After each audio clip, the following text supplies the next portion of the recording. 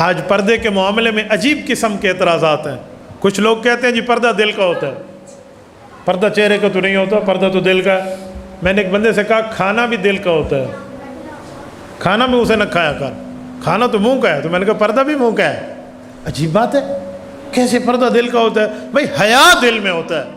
ایک بندے نے کہا یہ تو دوسرے کو مجبور کرنا ہے، وہ پردے کی طرح بو بن کے بیٹھی رہے. میں نے کہا یہ تو مادر پدر آزاد معاشرہ انگریزوں کا ہے، آپ اس معاشرے میں لے جانا چاہتے ہیں.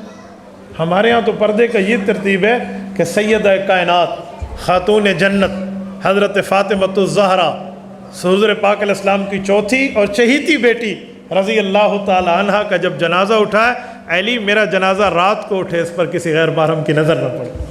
ہمارے یہاں تو پردے کی ترتیبیں یہ ہیں. میرے دوستو کیسا معاملہ، کیسی باتیں ہو رہی ہیں. اور میں ایک جملہ سمجھانے کے لیے کہتا ہوں، اندھے سے بھی اسلام میں خاتون کا پردہ ہے اگر وہ نامحرم ہے تو، اندھے سے بھی. اور میں کائنات کی مقدس ترین ہستیوں کی بات لانے لگا ہوں. رسول اللہ صلی اللہ علیہ وسلم حدیث پاک میں ہے، صحیح سیاست موجود ہے. رسول اللہ صلی اللہ علیہ وسلم گھر میں موجود ہیں. حضور پاک صلی اللہ علیہ وسلم کی 2 حرم، حضور کی 2 عزتیں، حضور پاک علیہ السلام کی 2 بیویاں موجود ہیں. حضرت عبداللہ ابن ام مکتوم رضی اللہ عنہ صحابی ہیں، آنکھوں سے نابینا ہے، وہ تشریف لاتے ہیں. حضور پاک علیہ السلام نے فرمایا احتجبا منہ، آپ اس سے پردہ فرما لیں. بیویاں پردہ کرنے کے لیے اٹھنے لگی تو ایک سوال بھی کر دیا کہ یا رسول اللہ حکم کی تعمیل تو ہے، لیکن کیا وہ اندھا نہیں ہے، وہ نابینا نہیں ہے، اسے تو نظر نہیں آتا؟ مسئلہ بھی واضح ہو جائے گا اور جواب بھی مل جائے گا. تو اللہ کے رسول نے فرمایا افا امیوان انتما لستما تبصرانی ہی. اللہ اکبر. یہ کسی عالم سے جا کر اس کا عربی میں ترجمہ کرا لیں تو بندے کو اس لفظ میں رسول اللہ صلی اللہ علیہ وسلم کی گفتگو میں ایک غیرت نظر آتی ہے. فرمایا افا امیوان، تم 2 بھی اندھی ہو، آپ کو بھی نظر نہیں آتا؟ انتما لستما تبصرانی، تم دونوں بھی نہیں دیکھ رہی؟ کہ جی ہم تو دیکھ رہی ہیں. کہ احتجبا منہ، اس سے پردہ کرو. آپ کو پتہ ہے یہ آنے والا صحابی کون ہے؟ جس کا نام عبداللہ ہے، ابن ام مکتوم ہے، جس کو قرآن نے کہا ہے یہ پاکیزہ ہے. سورۃ عبس وتولی میں اللہ نے اسی کا ذکر کیا ہے اور نابینا کہہ کر ذکر کیا ہے. ایک بار یہ اللہ کے رسول کے دربار میں آئے تو رسول اللہ صلی اللہ علیہ وسلم ان کفار کے سرداروں کو دعوت دے رہے تھے جو بڑے بڑے تھے. حضور پاک یہ چاہتے تھے ہو سکتا ہے یہ ایمان لے آئیں. حضرت عبداللہ آنکھوں سے نابینا تھے، انہیں نہیں پتہ. یا رسول اللہ میں نے ایک مسئلہ پوچھنا ہے. حضور نے فرمایا بیٹھ جاؤ. ان کو نہیں سمجھ آئی کہ کوئی خاص میٹنگ چل رہی ہے حضور علیہ السلام کی. انہیں کچھ ٹائم بعد پھر یا رسول اللہ میں نے ایک مسئلہ پوچھنا ہے. حضور نے فرمایا بیٹھ جاؤ. غصے سے ارشاد فرمایا نا تو بس یہ دل میں رونا شروع ہوا، اوہ مجھ سے تو اللہ ناراض ہو جائے گا، کیا کر بیٹھا میں کیا کر بیٹھا. اللہ پاک نے آیت اتاری، فرمایا عبس وتولی، اے میرے پیارے آپ نے اس سے غصہ فرمایا، وتولی اس سے منہ مبارک کو پھیرا، ان جاءہ الاعمی یہ نابینا آپ کے پاس آیا ہے، وما یدریک لعلہ یزکا آپ ان پر توجہ دے رہے ہیں. وہ تو پاکیزہ نہیں ہے، وہ تو کفار ہیں، یہ تو پاکیزہ ہونے کے لیے آیا تھا. حضور پاک علیہ السلام نے اسے بلایا، آ جاؤ بیٹا جو مسئلہ پوچھنا ہے میں بتا دیتا ہوں. ایسا پاکیزہ صحابی ہے اور یہ وہ بندہ ہے. کئی موقعوں پہ اللہ کے رسول صلی اللہ علیہ وسلم جب جہاد کے لیے تشریف لے جاتے ہیں نا مدینہ کی زندگی میں، پیچھے مسجد نبوی کا امام اور خطیب بنانا پڑتا کہ اگر جمعہ ہوگا تو وہ جمعہ پڑھائے گا اور باقی نمازوں کے دن ہوں گے تو وہ نمازیں پڑھائیں گے. تو رسول اللہ صلی اللہ علیہ وسلم حضرت عبداللہ ابن ام مکتوم کو تو جہاد میں ساتھ نہ لے جاتے. قرآن کریم نے انہیں اجازت دی ہے، معذور ہے، خصوصی افراد میں شامل ہیں. تو حضور علیہ السلام انہیں اپنا نائب امام بنا کر، نائب خطیب بنا کر مسجد نبوی ان کے حوالے کر جاتے. یہ عبداللہ ابن ام مکتوم ہے. اس سے پردہ اللہ کے رسول کن کو کرا رہے ہیں؟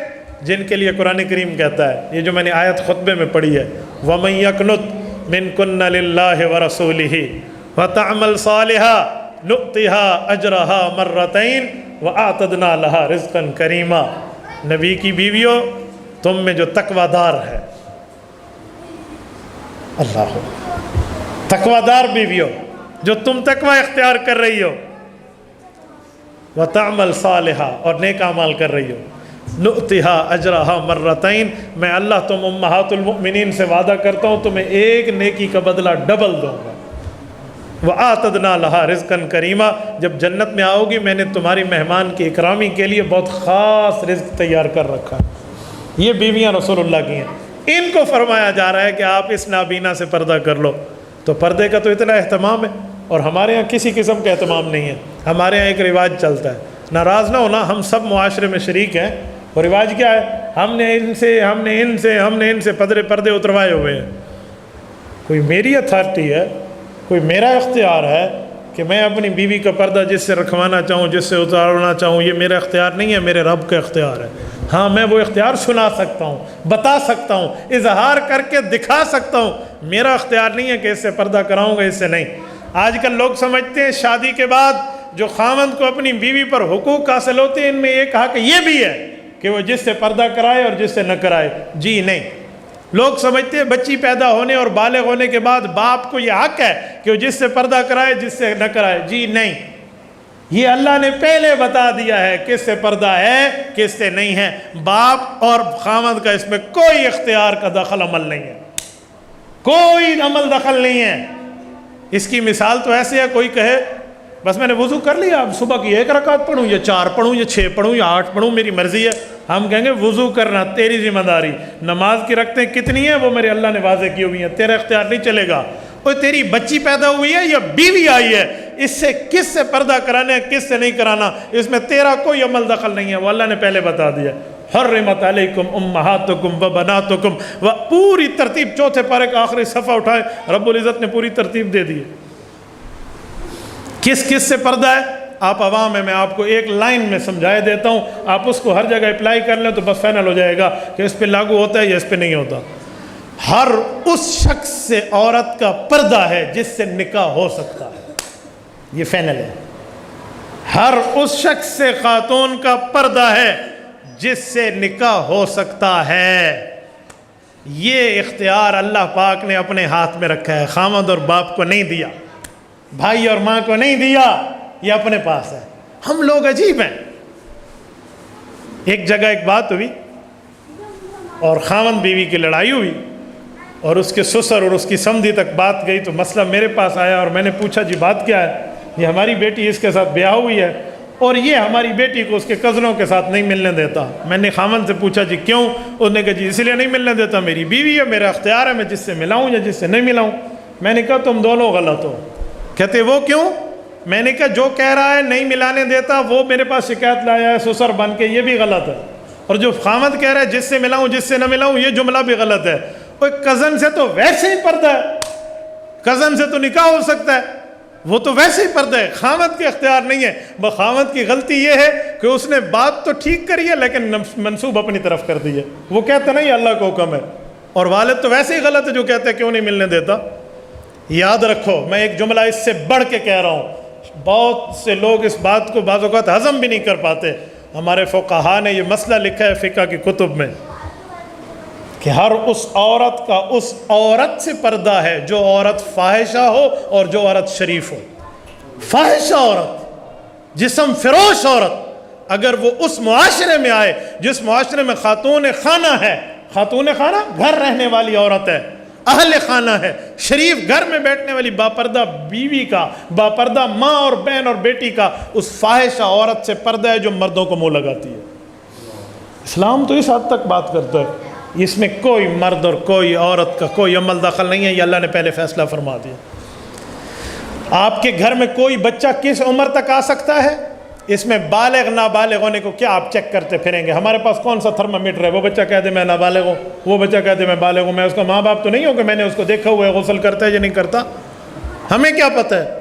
اسلام نے بہت آسان اصول دیا ہے، صحیح بخاری میں ہے، اس وقت اس بچے کا گھر میں پردہ کرا دیں جب اس کو عورت اور مرد کے معاملات میں انٹرفیئر سمجھ آنے لگے، جب انٹرسٹ اسے سمجھ آنے لگے نا، بھئی یہ شادی ہوتی ہے، یہ مرد ہوتا ہے، یہ عورت ہوتے ہے، بیوی ہے، اتنی سمجھ بوجھ آ جائے نا تو اس کا پردہ کرا دیا جائے۔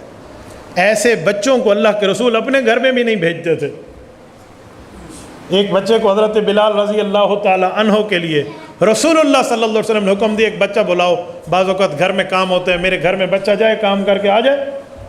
حضرت بلال ایک محنث کو لائے، شیمیل، جس کی کوئی مردانگی نہیں ہے، تھا بچہ، اسے بلایا گیا۔ رسول اللہ صلی اللہ علیہ وسلم نے ایک دن اس سے ایک عورت کے متعلق ایک بات سن لی، ہی تقبل باربع وتدبر بثمان، یہ علماء سے پوچھ لینا، یہ جملہ رسول اللہ صلی اللہ علیہ وسلم کے کان مبارک میں گیا نا، جس میں انٹرفیئروں سے کچھ سمجھ آ رہا تھا کہ یہ اب عورت مرد کے معاملات میں سمجھ بوجھ رکھتا ہے، تو اللہ کے رسول صلی اللہ علیہ وسلم نے فرمایا بلال آج کے بعد یہ گھر نہیں جائے گا، اس کا پردہ ہو گیا۔ میں شی میل کی بات کر رہا ہوں جس میں مردانگی بھی نہیں ہے۔ وہ کسی عورت کے آنے جانے پہ بچہ تھا نا، یوں تبصرہ کر رہا تھا، بچگانے میں کیا، کوئی گناہ میں نہیں کیا، لیکن اس تبصرے میں سے بھی اللہ کے رسول نے پردہ قرار دیا ہے، تو اس سے خود اندازہ لگا لیں۔ اور ہم کیا سمجھتے ہیں؟ تبارك الذي نزل الفرقان على عبده ليكون للعالمين نذيرا۔